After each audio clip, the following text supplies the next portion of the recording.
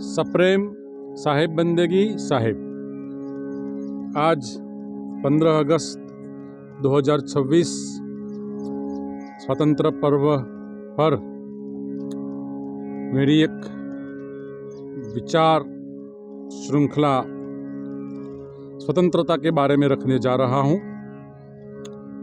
तो स्वतंत्रता न केवल एक शब्द है, लेकिन वह तो मानवीय मूल्यों आधारित, निर्दोष, निष्पक्ष, न्यायी, निर्भय, निर्लेप, निराभिमानी, सुरक्षित और संतुलित जीवन की अनुभूत स्थिति है। एक अनुभव है, एक स्थिति है जहां वसुधैव कुटुंबकम और जियो और जीने दो की मानवीय भावना का प्रकाश है। हर जीव के प्रति महावीर का संयमित और बुद्ध का अहिंसा करुणा का भाव है।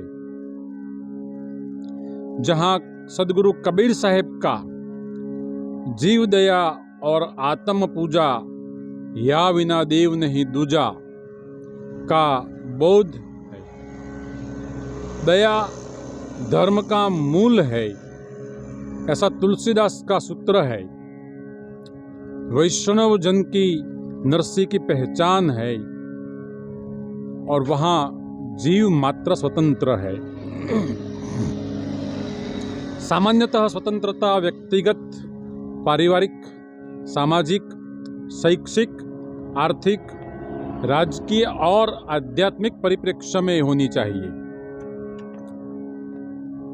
विदेशी सत्ताओं से तो हम गुलामी की जंजीरें तोड़कर स्वतंत्र हो गए, लेकिन इससे भी पूर्व काल से हम धार्मिक एवं सामाजिक गुलामी की बीमारी में जीते आए हैं, जो आपसी स्वतंत्रता भंग करके एक दूसरे पर आधिपत्य जमाने की बीमारी है।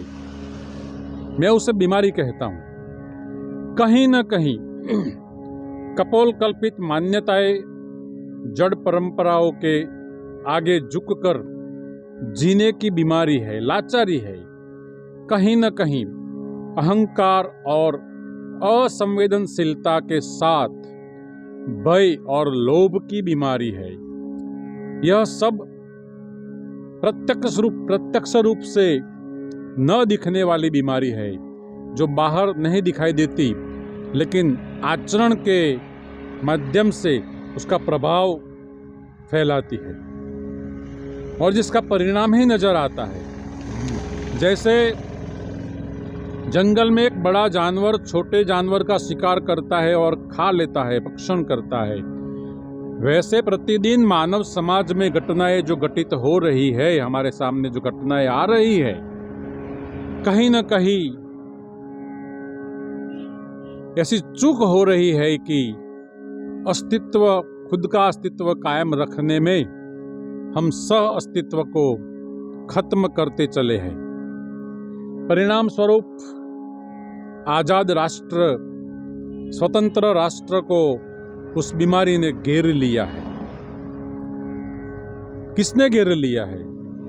तो आतंकवाद, बेटा बेटी के लिंग भेद, जाति भेद, वर्ण भेद, धर्म भेद, सांप्रदायिक भेद की सीमारूप खंडनात्मक जहरीली सोच ने पूरे राष्ट्र को प्रभावित किया है और कर रहा है।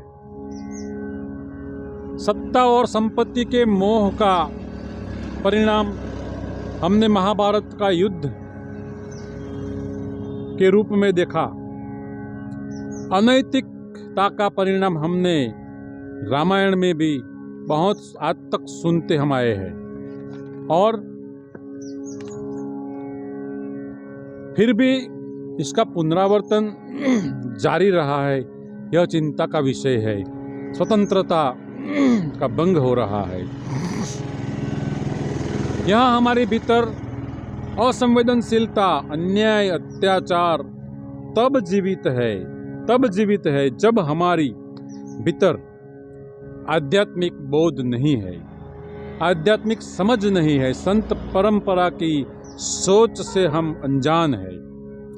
अध्यात्म बोध हमें मानवीय फर्ज, सही में हमारी फर्ज क्या है, फिर समानता, फिर समरसता, सद्गुण सिखाता है।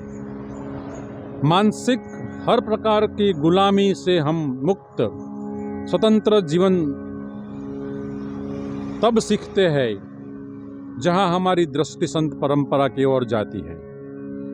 परंपरागत जड़वादी भीड़ से विद्रोह की हिम्मत, निर्भयता और जीवन की वास्तविकता हमें अध्यात्म से प्राप्त होती है। तथ्य आधारित तर्कशीलता, असत्य का अस्वीकार, शाश्वतता पर पूर्ण दृष्टि, पूर्ण विश्वास, पूर्ण श्रद्धा हमें अध्यात्म से मिलता है। जीवन संपूर्ण भेदहीन, राग द्वेष मुक्त, शाश्वतता सबर जीने का रास्ता हमें अध्यात्म में मिलता है। जहां मुझे मेरी मस्ती कहाँ लेके आई, जहां मेरे अपने सिवा कछु नाही, और जित देखूं तित तू, इस बोध हमें अध्यात्म से प्राप्त होता है। ये सोच हमें वहां से मिलती है। यहाँ अध्यात्म जगत में स्वतंत्रता कोई एक व्यक्ति, एक परिवार, कोई जाति, समुदाय, संप्रदाय या राष्ट्र की निजी संपत्ति नहीं है, बल्कि पूरी जीव सृष्टि का जन्मसिद्ध एक बुनियादी अधिकार है जिसे हम स्वतंत्रता कहते हैं। तो आइए स्वतंत्रता पर्व पर हम सब संकल्पित हो कि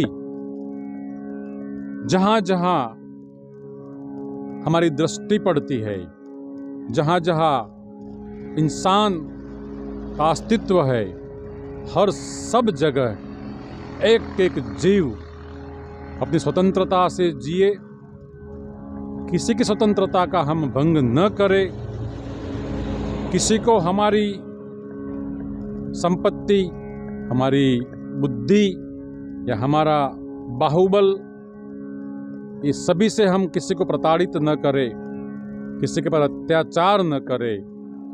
यही आज के पर्व की मेरी एक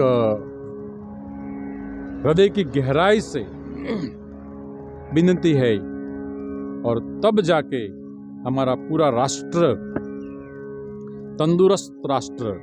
तंदुरुस्त समाज निर्माण होगा और विकसित राष्ट्र होगा।